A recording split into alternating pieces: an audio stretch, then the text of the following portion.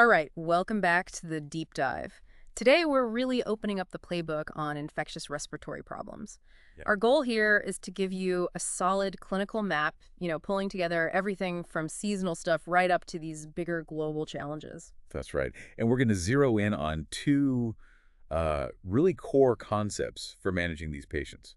First up is gas exchange. Yeah. We'll look closely at pneumonia as our main example there. Okay. And second is infection itself, using pulmonary tuberculosis, or TB, to explore that sort of complex, longer-term picture. And yeah, underpinning both of those are concepts you just have to keep in your head. Immunity, obviously, how the body fights back. Hmm. Inflammation, which is the response but often causes its own problems. And maybe most importantly for spotting trouble, early cognition, especially in vulnerable patients. Definitely. And before we jump in properly, maybe let's clarify a few terms, not just definitions, but what they mean clinically, like consolidation. You hear that a lot with pneumonia. Right, it sounds dense. It is. It's basically an abnormal solidification. The air spaces in the lungs, they get filled up with inflammatory junk, exudate, cells, fluid. It's like the lung tissue turns spongy concrete almost. No air can get through. Got it. And then there's emphysema. Yeah, that's a serious complication. It's specifically when pus collects between the lung and the chest wall, in that pleural space, Mm-hmm. needs aggressive treatment, usually drainage. Okay. And one more really key concept for context, pandemic infection. Uh-huh. This is crucial. It refers to a situation, usually with a novel virus, where pretty much nobody has prior immunity, no ancestral immunity. Meaning it can spread like wildfire globally. Exactly. That lack of baseline defense is what gives it that pandemic potential. Okay, so our plan for this deep dive is set. We'll start with those fast-moving viruses, flu, COVID-19 context, then we'll really dig into pneumonia and that gas exchange problem, and wrap up with the long haul of tuberculosis. Sound good? Sounds like a plan. All right, let's kick off with seasonal influenza. We all know it. Highly contagious, viral, hits you like a ton of bricks, right? Like sudden headache, muscle aches, fever, chills. Yeah, the onset is rapid, but the really critical piece for us clinically is the timing of when someone's contagious. Ah, right. It's kind of sneaky. Adults can actually spread the virus a full 24 hours before they even feel sick. Wow, a whole day. A whole day. And they can stay infectious for up to 5 days, sometimes longer after symptoms start. That asymptomatic spread window, that's why prevention is just so huge. Which brings us to vaccination, annual shots. Yeah. And it's important to remember the vaccine changes each year, right? Based on what strains are circulating. Exactly. And the source material specifically calls out the need for a higher dose version for adults over 65. Their immune response can be a bit weaker, so they need that extra boost. Makes sense. Yeah. Now, what if someone does get the flu? Treatment. Well, the key is timing.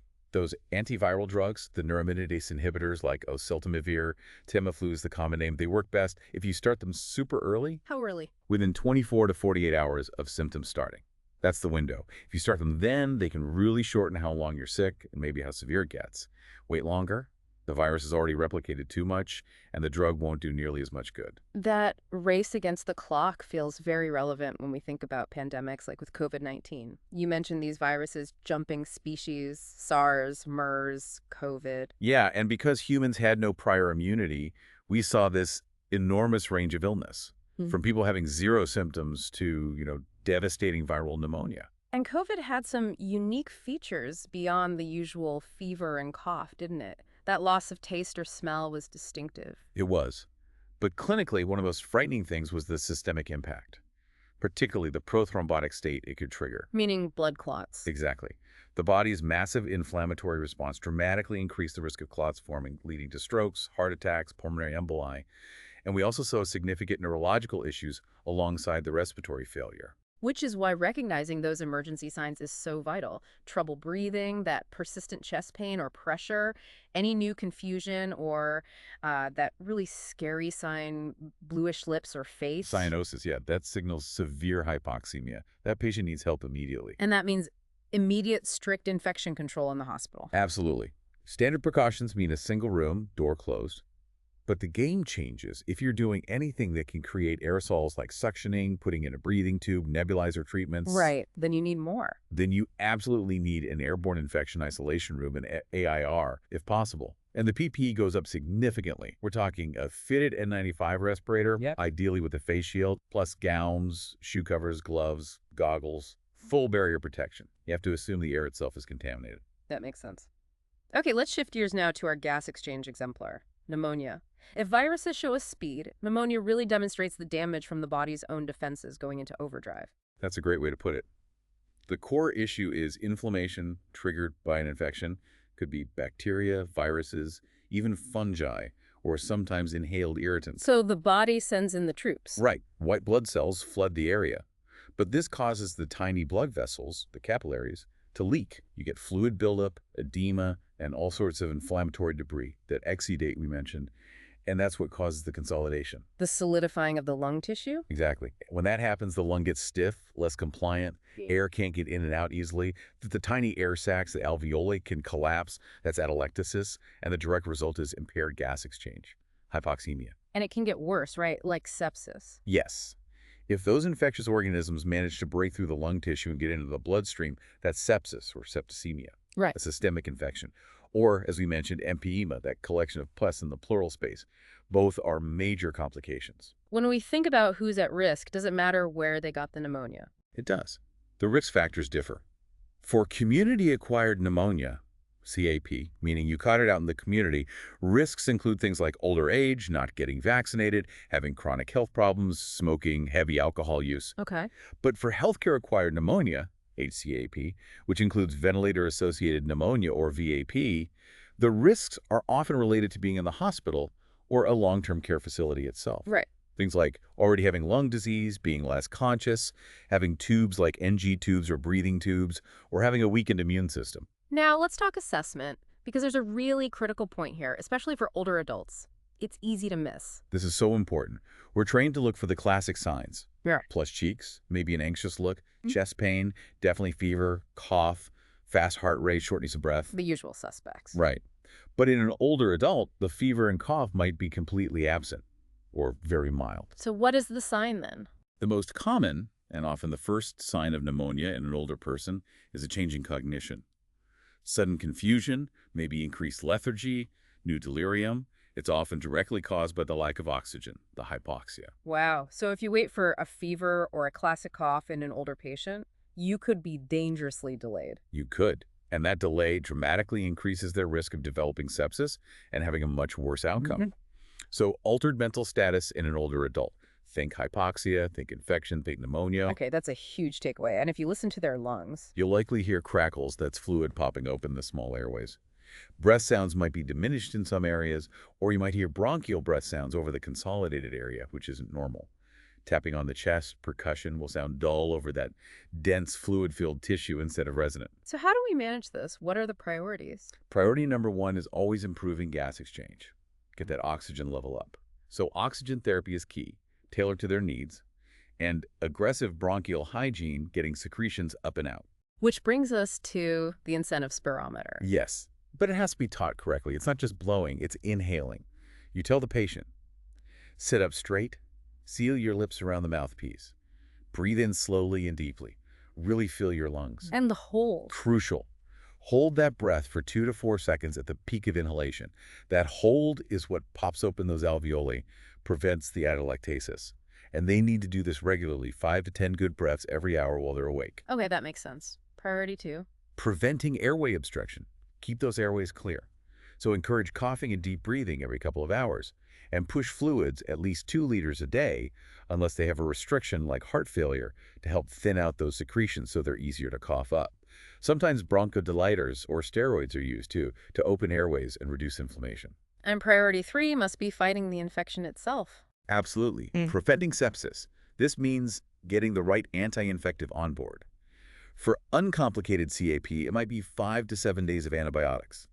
For HAP or more complex cases, it could be up to 21 days. And you always have to consider local patterns of drug resistance, like drug-resistant strep pneumo or DRSP. It sounds like a coordinated effort really matters. It does. The text mentions a quality improvement example, the Pneumonia Recovery Plan Initiative. By really standardizing care, focusing on patient and family education, and consistently applying evidence-based practice, they saw huge improvements, reduced length of stay, and dropped 30-day readmissions way down, from like 33% to under 8%. Wow, that shows consistent nursing care really makes a difference system-wide. It really does. Okay, let's shift now to our infection exemplar, pulmonary tuberculosis. TB. This feels like a different kind of battle, right? Slower, longer. Very different. It's a marathon, not a sprint. and the focus shifts heavily towards adherence and honestly global public health safety. First off, how does it spread? Is it like the flu? No, and this is a key distinction. TB, caused by the bacterium Mycobacterium tuberculosis, spreads via the aerosolization route. Tiny particles containing the bacteria hang suspended in the air after an infected person coughs, sneezes, speaks, or sings. So it's truly airborne, not just droplets that fall quickly. Exactly. It can linger in the air. That's why ventilation is so important in control. And what happens once someone is infected? What's the disease process? Well, the body's immune system tries to fight back using cell-mediated immunity. This usually kicks in about 2 to 10 weeks after the initial infection. The body tries to wall off the bacteria by forming these inflammatory structures called granulomas. Okay. Inside these granulomas, the tissue can die off and turn into this cheesy granular material that's called caseation necrosis. Now, if that material liquefies, it can actually spill out into a nearby airway, a bronchus, and create a hole or cavity in the lung. That's cavitation. And that cavity then allows the bacteria to spread more easily. Precisely. Both within the lungs and potentially to be coughed out, spreading the infection. You often hear about latent TB versus active TB. What's the difference? It's critical. Latent TB means the bacteria are present in the body, walled off by the immune system, but they're dormant. The person isn't sick, has no symptoms, and importantly, cannot spread the disease to others.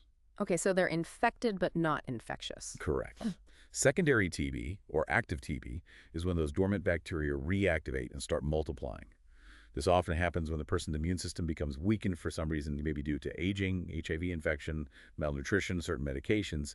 This is when they become sick and can spread the disease. So who is most at risk for developing active TB or getting infected in the first place? The highest risk groups are people in close contact with someone who has active TB, individuals with weakened immune systems, like those with HIV/AIDS. Also, people living or working in crowded settings, prisons, homeless shelters, some long-term care facilities. Injection drug users and those with alcohol use disorder are also at higher risk, partly due to potential malnutrition and immune effects. And immigrants from parts of the world where TB is still very common. How do you spot it? The symptoms sound kind of vague and slow. They are often slow and insidious, which makes diagnosis tricky sometimes. We're looking for a persistent cough, often lasting 3 weeks or longer, maybe producing sputum, sometimes blood-tinged. Unintended weight loss is common, so is loss of appetite, night sweats, drenching night sweats, fatigue, and a persistent low-grade fever. How is it diagnosed then if the symptoms can be subtle? The first step is often screening with a tuberculin skin test, the TST or Mantoux test. A small amount of purified protein derivative, PPD, is injected just under the skin. And you read it a couple of days later. Right, 48 to 72 hours later. And you're not measuring the redness, you're measuring the induration, the raised, hardened swelling. A reaction of 10 millimeters or more is generally considered positive for most people. But smaller for some. Yes, for people with significant immune compromise like HIV or recent close contacts, or those with chest x-ray changes suggesting old TB, a reaction of just 5 millimeters is considered positive. What about false negatives? That can happen. It's called anergy. When someone's immune system is so suppressed, they don't mount a reaction to the skin test, even if they are infected. That's why you can't rely solely on the TST in very immunocompromised patients. Are there other tests? Blood tests? Yes, the interferon gamma release assays, or IgRAs. Quantiferon TB Gold is a common one. These are blood tests that are more specific than the skin test and aren't affected by prior BCG vaccination, which can cause a false positive TST. Do they tell you if it's active disease? No, like the TST, the IgRAs only tell you if the person have been infected with TB bacteria. They can't distinguish between latent infection and active disease. For that, you need more information. Like a chest x-ray. Exactly. Yeah. A chest x-ray can show signs of active TB disease, like infiltrates or cavities, or it might show old healed lesions like calcified granulomas. But the definitive diagnosis Still comes from finding the bacteria itself. A sputum culture for Mycobacterium tuberculosis is the gold standard. Yeah. It confirms active disease. And follow-up cultures are crucial to see if the treatment is working. Usually, they become negative after about 3 months of effective therapy. Okay, let's talk treatment. Because this is where the drug resistance issue becomes huge. It's the biggest challenge in TB control globally. Because the bacteria can mutate and become resistant easily, you must treat active TB with multiple drugs simultaneously. Combination therapy is mandatory. What are the main drugs? The first-line drugs are the most effective and generally have fewer side effects. The core 4 are isoniazid, INH, rifampin, RIF, pyrazinamide, PZA, and ethambutol. EMB. The initial phase of treatment usually involves all four of these for about 8 weeks. And the And it depends, but often it continues with INH and rifampin for another 18 weeks or longer. The total duration is typically at least 6 months, so 26 weeks. For drug-resistant TB, like multi-drug-resistant TB, Yeah. MDR-TB, or extensively drug-resistant TB, XDR-TB, treatment is much longer, often up to 2 years. Uses second-line drugs, which can be more toxic and less effective, and is far more complex. when the key to preventing that resistance is. Adherence. Absolute, complete adherence to the entire drug regimen for the full duration. This is non-negotiable. Skipping doses, stopping treatment early, that's exactly how drug resistance develops. Non-adherence is the single biggest driver of MDR and XDR-TB worldwide. So patient education and support are critical. What else do patients need to know? Any major safety alerts? Oh yes, a huge one. Liver toxicity. All the first-line drugs can potentially damage the liver, so patients must be taught to avoid all alcohol for the entire time they're on TB meds. No beer, no wine, nothing. It's crucial. They also need to know the signs of liver problems, jaundice, dark urine, abdominal pain, and report them immediately. Okay, no alcohol. Anything else specific to the drugs? Rifampin has a very noticeable side effect. It turns urine, sweat, tears, saliva, basically all body secretions an orange-reddish color. It's harmless, but you have to warn patients about it beforehand or they'll panic. It can also permanently stain soft contact lenses, so they should wear glasses instead. Good to know. Given how critical adherence is, how do we actually ensure patients take all these pills for so long? The gold standard strategy is directly observed therapy, or DOT. This literally means a healthcare worker, or sometimes a trained community member, watches the patient swallow every single dose of their medication. Every dose. That seems intense. It is, but it's proven to be the most effective way to ensure completion of therapy and prevent resistance. It also provides regular contact for support and monitoring side effects. There are variations now too, like VDOT or video DOT, where the observation happens remotely via smartphone. So technology is helping there. What about infection control for a hospitalized patient? If a patient has suspected or confirmed active pulmonary TB, they need to be placed on airborne precautions immediately. This means a private room, ideally an AIR with negative pressure ventilation. Anyone entering the room must wear a fitted N95 respirator mask. And how long do these precautions last? Until the patient is confirmed to be non-infectious, which usually requires 3 consecutive sputum cultures collected on different days to be negative for TB bacteria. And at home? Once they go home, if they're still potentially infectious, they need education on covering their mouth and nose when coughing or sneezing, ensuring good ventilation in their home, and possibly wearing a standard surgical mask if they're going to be around crowds until their doctor says they're no longer contagious. That covers TB really well. Before we wrap up, you mentioned touching on a few other respiratory infections briefly, just for context. Yeah, just quick differentiators, like rhinosinusitis, sinus infections. Often starts non-infectiously, maybe allergies causing inflammation and blocking the sinus openings. And that blockage traps mucus. Exactly. Creates a perfect breeding ground for bacteria. So what started as inflammation can become a bacterial infection requiring antibiotics.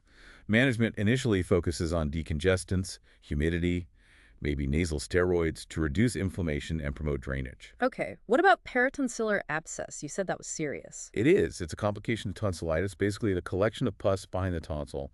It's rare but dangerous because it can rapidly swell and block the airway. What are the red flags? Severe, usually one-sided throat pain, muffled voice, sometimes called a hot potato voice, difficulty swallowing, maybe drooling, and you might see the uvula, little thing hanging in the back, pushed over to the unaffected side by the swelling. That's an airway emergency. Good to know. And you mentioned anthrax, inhalation anthrax. Yes, mainly in the context of bioterrorism, though it can occur naturally, rarely. It's caused by inhaling spores of Bacillus anthracis.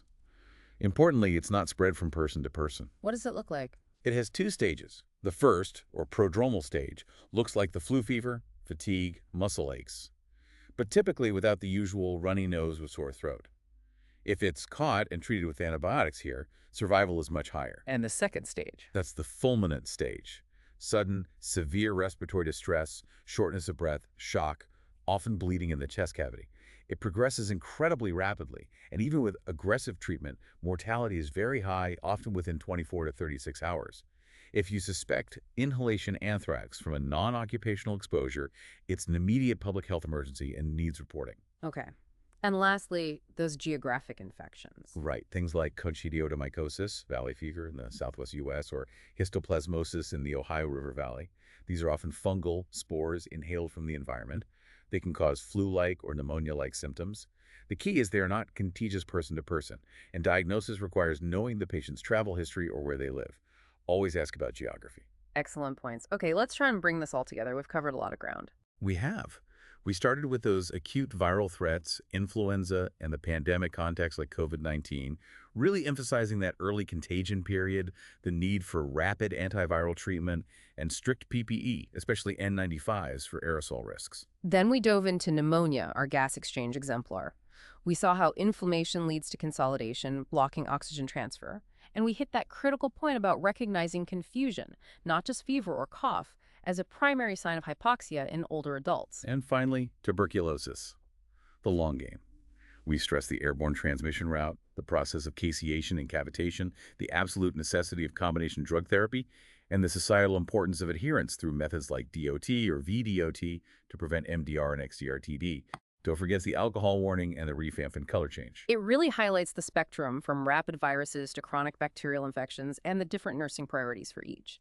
The consistent themes seem to be vigilance and assessment, strict infection control, and powerful patient education. Absolutely. Especially with TB, that patient education and support around adherence isn't just about that one patient.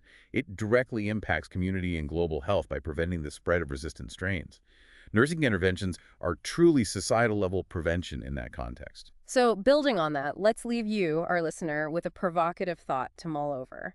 If non-adherence to anti-infective, particularly for TD, is such a major driver of global drug resistance, what truly radical new strategies going beyond just watching someone swallow a pill with DOT could the entire healthcare team develop?